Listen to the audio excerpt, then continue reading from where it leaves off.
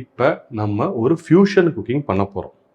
Fusion குக்கிங்னா பயந்துடாதீங்க, ஒரு traditional டிஷ்ஷை வந்து மாடர்ன் இன்க்ரீடியன்ஸ் வச்சு பண்ண போகிறான்னு பயந்துடாதீங்க. அப்படி கிடையாது. நம்ம இன்னைக்கு 2 ட்ரெடிஷ்னல் இன்க்ரீடியன்ஸை வச்சு ஒரு பிரமாதமான டேஸ்டியான டிஷ் பண்ண போகிறோம். இந்த டிஷ் வந்து நம்ம பாரம்பரியத்தில் ஒரு இம்பார்ட்டன்ட் பிளேஸ் இருக்குது. அதுவும் சவுத் இந்தியாவில் இது ரொம்ப ஸ்பெஷல். நம்ம இன்னைக்கு ஒரு மோர் குழம்பு பண்ண போகிறோம். மோரை அது தயிரையும் மாங்காயை வச்சு மோர் குழம்பு பண்ண போகிறோம். மாங்காயில் எப்படா மோர் குழம்பா அப்படின்னு யோசிக்காதீங்க.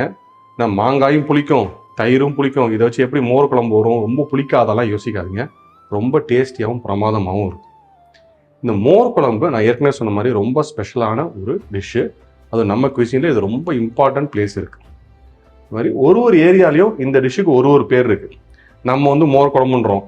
அதே மாதிரி ஆந்திராவில் வந்து மஜ்ஜிகை புளிசுன்னுவாங்க, கர்நாடகாவில் மஜ்ஜிகை புளின்னுவாங்க, கேரளாவில் புளிசேரின்னுவாங்க. ஸோ இதுக்கு வந்து ஒரு பேர் இருக்குது. ஆனால் எண்ட் ஆஃப் இது மோர் குழம்பு தான். என்ன ஒரு ரீஜன்லையும் ஒரு வேரியேஷன் இருக்கும். இப்போ கேரளாவில் வந்து நிறைய தேங்காய் யூஸ் பண்ணுவாங்க, ஆந்திராவில் வெங்காயம் யூஸ் பண்ணுவாங்க, நம்ம டிஃப்ரெண்ட்டாக பண்ணுவோம். ஸோ இது மாதிரி சின்ன வேரியேஷன்ஸ் தான் எல்லாமே டேஸ்டியாக இருக்கும். அதே மாதிரி நார்த் இந்தியன் ராஜஸ்தானில் வெளி கடின்னு ஒன்று இருக்குது. அது வந்து கடலை மாவு தயிரெல்லாம் போட்டு அந்த கடி பண்ணுவாங்க. அதுவுமே நல்லாயிருக்கும், டேஸ்டியாக இருக்கும், உடம்புக்கு ரொம்ப நல்லது. இந்த தயிரே வந்து ஒரு ஸ்பெஷலான இன்க்ரீடியன்ஸ் தான். நேச்சுரல் ப்ரோபயாட்டிக்கு, கால்சியம் கண்டென்ட் இருக்குது, விட்டமின்ஸ் இருக்குது, உடம்புக்கு அதுவும் கட் ஹெல்த்துக்கு ரொம்ப நல்லது, குளிர்ச்சிக்கு ரொம்ப தேவையான ஒரு ஐட்டம். அது சம்மருக்குலாம் ரொம்ப ஹெல்ப்ஃபுல்லாக இருக்கும். அதே மாதிரி மாங்காய் பிடிக்காத ஆட்களே கிடையாது. சம்மர் இருந்தால் போதும், எல்லாருமே மாங்காயும் மாம்பழமும் சாப்பிடுவாங்க. ஸோ நம்ம இந்த 2 ஸ்பெஷலான இன்க்ரீடியன்ஸையும் வச்சு ஒரு மோர் குழம்பு பண்ண போகிறோம்.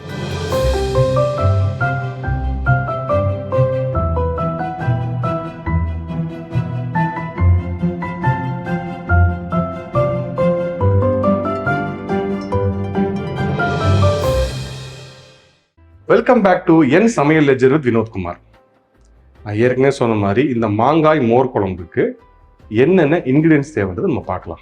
தயிர் 1/2 லிட்டர், மாங்காய் 1, தேங்காய் 1/4 மூடி, துவரம்பருப்பு 2 டேபிள் ஸ்பூன், காஞ்ச மிளகா 4, மல்லி விதை 1/2 டேபிள் ஸ்பூன், வெந்தயம் 1/4 டீஸ்பூன், மிளகு 1/2 டேபிள் ஸ்பூன், தேங்காய் எண்ணெய் 1/2 டேபிள் ஸ்பூன், கடுகு 1/2 டேபிள் ஸ்பூன், கருவேப்பிலை 1 கொத்து, உப்பு.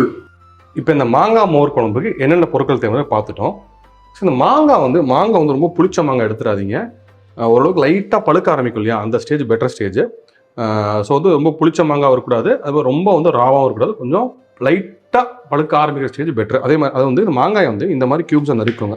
வேணும் இன்னும் பெருசாக கூட நறுக்கலாம், பட் ரொம்ப பொடியாக நறுக்கிறாங்க. நம்ம ஃபர்ஸ்ட் இந்த மாங்காயை வேக வைக்க போகிறோம். நீங்கள் பொடியாக நறுக்கினா கரைஞ்சிடும், மோர் குழம்புக்கு நம்ம வந்து நல்லா இருக்காது. ஸோ பெருசாக நறுக்கிக்கலாம். இந்த சைஸ் வந்து பெஸ்ட்டு.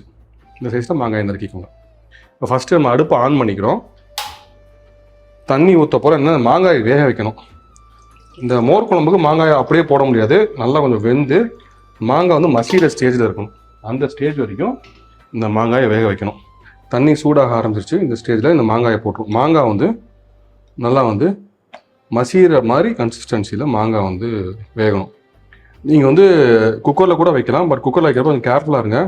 ரொம்ப விசில் விட்டுருச்சுன்னா மாவு மாதிரி ஆகிடும், அது வந்து நல்லா இருக்காது. ஸோ இது வந்து மசிகிற கன்சிஸ்டன்சி இருக்கணும், அவ்வளோதான். அந்த ஸ்டேஜில் இந்த மாங்காய் வேகணும். ஸோ வந்து இந்த வேக வச்சிங்கன்னா தண்ணியில் போட்டு நார்மலாக வேக வைக்கிறப்ப ஒரு less than 10 minutes வெந்தால் போதும். குக்கரில் வச்சிங்கன்னா ஒரு விசில் வேகும். இது நம்ம வந்து வேகிற வரைக்கும் வெயிட் பண்ணலாம். இந்த மாங்காய் வந்து நல்லா வெந்துருச்சு, பார்த்தாலே தெரியும். நல்லா அதெல்லாம் கரைஞ்சிருச்சு. ஸோ இந்த ஸ்டேஜ் கரெக்டான ஸ்டேஜ். நம்ம இதோட வந்து மற்ற இன்க்ரீடியன்ஸ் இப்போ ஃபஸ்ட்டு வந்து நம்ம வந்து இந்த துவரம்பருப்பு, வெந்தயம் அதெல்லாம் சொன்னோம், அதெல்லாம் நம்ம வறுக்க போகிறோம். அதை நம்ம வறுத்துட்டு என்றதை பார்க்கலாம். இப்போ நம்ம இந்த மோர் குழம்புக்கு தேவையான மசாலா வரைக்க போகிறோம். நான் வந்து தேங்காய் எண்ணெய் தான் யூஸ் பண்ணுறோம். மோர் குழம்புக்கு தேங்காய் எண்ணெய் தான் நல்லாயிருக்கும். 1/4 டேபிள் ஸ்பூன் தேங்காய் எண்ணெய். சூடானோன்னே இதில் வெந்தயம் போடுறேன். வெந்தயம் ரொம்ப கம்மியாக தான் போடுறேன், வெந்தயம் கசக்கும். ஸோ அது கேர்ஃபுல்லாக இருங்க. வெந்தயம், அதே மாதிரி துவரம்பருப்பு தான் மோர் குழம்பு ஒரு டெக்ஸ்சர் கொடுக்கும். நீங்கள் துவரம்பருப்பு போடலைன்னா ரொம்ப தண்ணியாக இருக்கும், நல்லா இருக்காது. ஸோ துவரம்பருப்பு தான் வந்து இந்த மோர் குழம்பு கன்சிஸ்டன்சியும் டெக்ஸ்சரும் கொடுக்கும். இதோட மல்லி விதை கொஞ்சம் சிம்லேயே வச்சுக்கோங்க, இன்னும் விட்டிங்கன்னா கறியிடும். இந்த துவரம் பருப்பும் மல்லியும் ஒரு வறுபட்டதுக்கப்புறம் மிளகா, நான் ஒரு 4 மிளகா போடுறேன். பட் உங்களுக்கு காரம் வேணும்னா அதிகமாக நம்ம மிளகும் போட போகிறோம். ஸோ மிளகா கொஞ்சம் பார்த்து போடுங்க. மிளகு ஒரு 1/2 டேபிள் ஸ்பூன். இப்போ மிளகும் மிளகாயும் உங்களுக்கு கன்சிஸ்டன்சி எந்த அளவுக்கு வேணுமோ, அதாவது காரம் எந்த அளவுக்கு வேணுமோ அந்த அளவுக்கு நீங்கள் அட்ஜஸ்ட் பண்ணி போட்டுக்கோங்க. இதெல்லாம் அப்படியே அந்த மிளகுலாம் வந்து வெடிக்க ஆரம்பிக்கும். அந்த ஸ்டேஜில் அடுப்பு ஆஃப் பண்ணிடுங்க. இப்போ வந்து உங்களுக்கு இந்த மிளகு வெடிக்கிற சவுண்டு கேட்க பாருங்க. இந்த ஸ்டேஜில் அடுப்பு ஆஃப் பண்ணி இதுக்கு மேலே விட்டால் கருக ஆரம்பிச்சோம்.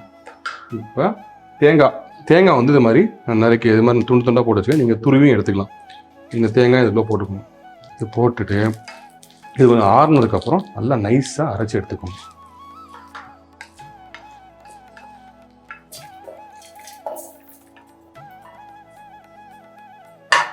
நீங்கள் அரைக்கிறப்ப வேணால் தண்ணியை லைட்டாக ஒரு ரவுண்டு ஒரு சுற்றிட்டு தண்ணி ஊற்றி அரைச்சிக்கோங்க. அப்போ தான் வந்து நைஸாக அரையும்.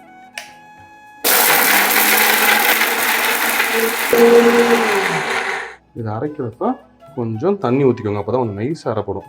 நம்ம வந்து ரோஸ்ட் பண்ணியிருக்கோம் இல்லையா, ரொம்ப தண்ணி ஊற்றிடாதீங்க. 1/4 கப்பு போதும். நல்லா நைஸாக அரைப்பட்டும்னு நினைக்கிறேன். பார்க்கலாம். வரலாம் இந்த கன்சிஸ்டன்சி, ஒரு தொகையல் கன்சிஸ்டன்சிக்கு இது அரைப்பட்டுக்கணும். இது போதும். இன்னும் சில பேர் அம்மியில் இருப்பாங்க. அம்மியில் ஆச்சுன்னு நல்லாயிருக்கும். பட் வந்து நீ நம்ம வந்து சீக்கிரம் பண்ணுன்றதுக்காக நம்ம அம்மியை யூஸ் பண்ணல, மிக்சியிலேயே பண்ணுறோம். இப்போ இதை வந்து நம்ம இந்த மாங்காயில் ஃபுல்லாக கொட்டிடலாம்.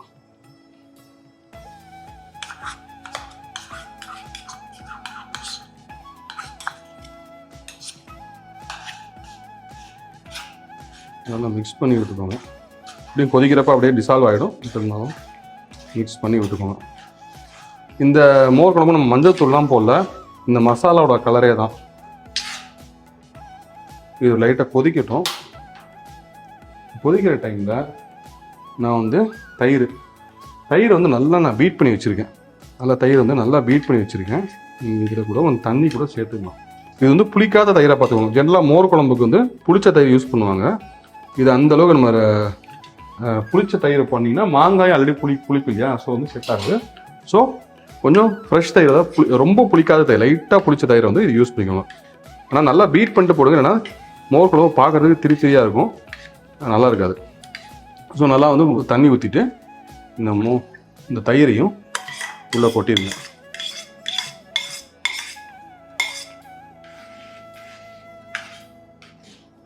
இது ரொம்ப நேரம் வேணால், லைட்டாக ஒரு கொதி வந்தால் போதும்.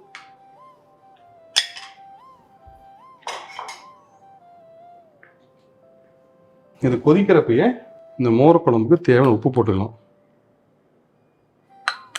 உப்பு கம்மியாக கூட போட்டுக்கோங்க. நீங்கள் அதுக்கப்புறம் செக் பண்ணி போட்டுக்கலாம். மிக்ஸ் பண்ணுங்கள். ஒரு கொதி வரட்டும். ஒரு கொதி வந்ததுக்கப்புறம் இதை இறக்கி வச்சு தாளிக்க போகிறோம். அவ்வளோதான். இந்த மோர் குழம்பு வந்து ரொம்ப பழமையான டிஷ். நான் ஏற்கனவே சொன்ன மாதிரி தான். நம்ம மூதாதையர்கள் ஈஸியாக ஒரு 1000-2000 வருஷத்துக்கு கூட யூஸ் பண்ணியிருக்காங்க.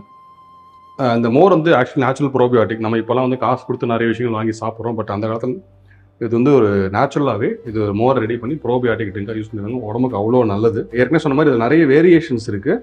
இது வந்து இந்த மாங்காய் மோர் குழம்புன்றது one of the best variant. இப்போ வந்து கொதி வர ஆரம்பிச்சிருச்சு. இந்த மாங்காய் வந்து நீங்கள் தோலோட போடணும் தான் இம்பார்ட்டன்ட். நீங்கள் தோல் எடுத்துகிட்டு போட்டுறாதீங்க, சுத்தமாக கரைஞ்சிரும் கொதிக்கிறப்ப. ஸோ தோலோட போடுறப்ப தான் நல்லாயிருக்கும். ரொம்ப நார் இருக்கிற மாங்காய் வேண்டாம், நார் கம்மியாக இருக்கிற மாங்காய் பண்ணுங்கள். Almost ready. இப்போ நம்ம அடுப்பு ஆஃப் பண்ணிவிட்டு தாளித்து கொட்டலாம். தாளிப்புக்கு தேங்காய் எண்ணெய் தான். நம்ம பேலன்ஸ் இருக்கிற ஒரு 3/4 ஸ்பூன் தேங்காய் எண்ணெய் அதையும் போட்டுக்கலாம். சில டைம் வந்து மோர் குழம்பு டேரெக்டாக தேங்காய் ஊற்றுவாங்க, அதுவும் நல்லாயிருக்கும். நீங்கள் வந்து எதுவுமே ஹீட்டே பண்ணாமல் தாளிக்காமல் அப்படியே ஊற்றுவாங்க, அதுவும் நல்லாயிருக்கும். நம்ம இன்றைக்கி தாளிக்கிறது தேங்காய் ஸ்பூன் கடுகு போட போகிறோம். ரொம்ப தாளிப்புக்கு வேறு எதாவது பெருசாக இல்லை, கடுகும் கருவேப்பிலையும் மட்டும்தான். இப்போ எண்ணெய் சூடாகிடுச்சு, அந்த கடுகு போட்டுக்கலாம்.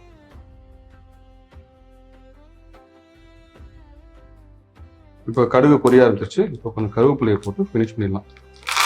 இந்த தாளிப்புன்றது நம்ம சவுத் இந்தியன் குக்கிங்கில் ரொம்ப முக்கியம். இந்த தாளிப்பு போட்டால் தான் அந்த ஃப்ளேவர் என்ஹான்ஸ் ஆகும், டேஸ்ட் நல்லாயிருக்கும். தாளிப்பு இல்லாமல் பண்ணலாம், பட் இங்கே தாளித்து பண்ணிங்கன்னா அந்த டிஷ்ஷோட ஃப்ளேவர்ஸ் அப்படி எலிவேட் ஆகும், செம்ம டேஸ்டியாக இருக்கும்.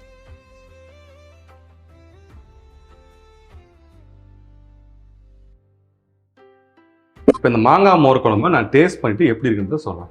சூடாக இருக்குது, அதனால் நான் மாங்காய் இல்லாமல் மோர் குழம்பு மட்டும் சாப்பிட்றேன். நான் மாங்காய் வந்து சூடாகிறதுக்கு டைம் ஆகும்.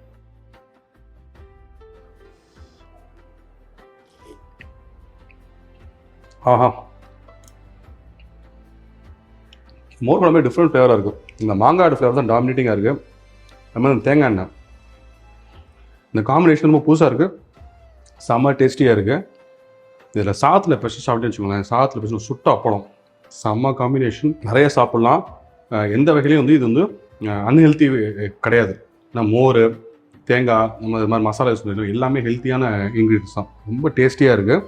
இதே மாதிரி நீங்களும் ஹெல்த்தியாக சமைங்க, ஹாப்பியாக சாப்பிடுங்க.